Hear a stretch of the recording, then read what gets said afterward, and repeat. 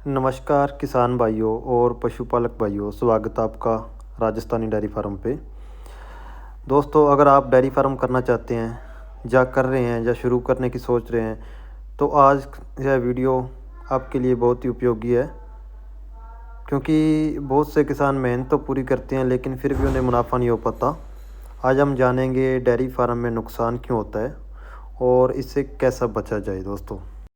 दोस्तों नंबर 1 पे है गलत गाय या भैंस का चुनाव करना। दोस्तों, सबसे बड़ी गलती यहीं से शुरू होती है। अक्सर हम सस्ती गाय या बिना जानकारी वाली गाय भैंस खरीद लेते हैं।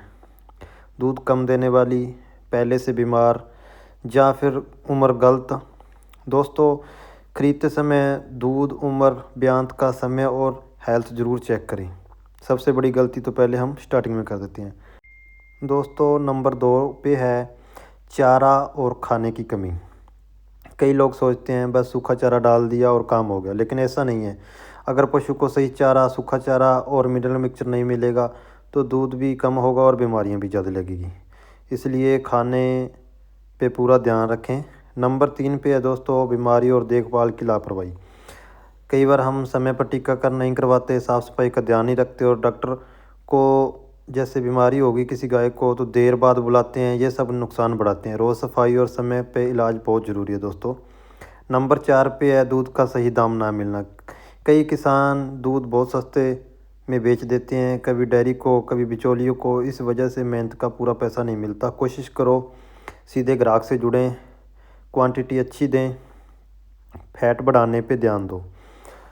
नंबर 5 पे है सही जानकारी की कमी। डेयरी फार्म सिर्फ मेहनत से नहीं, जानकारी से भी चलता है।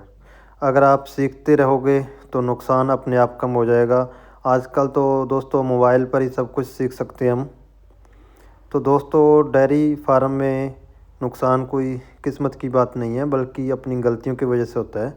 अगर सही पशु, सही खाना और सही देखभाल होगी तो डेयरी फार्म में ज़रूर मुनाफा होगा दोस्तों।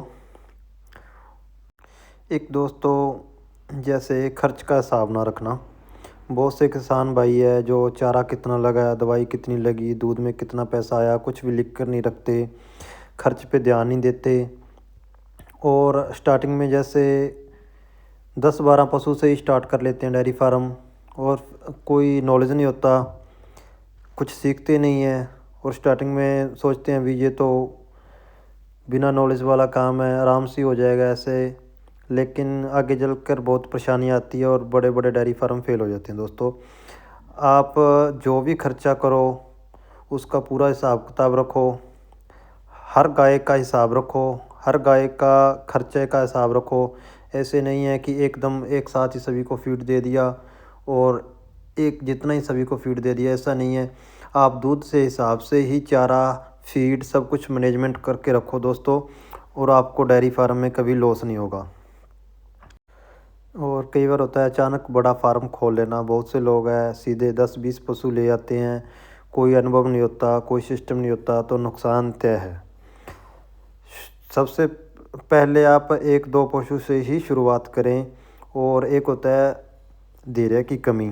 डेयरी फार्म एक दिन में ही अमीर नहीं बनाता दोस्तों, इसमें समय है, मेहनत, धैर्य, तीनों चीज़ें चाहिए और टाइम लगता है।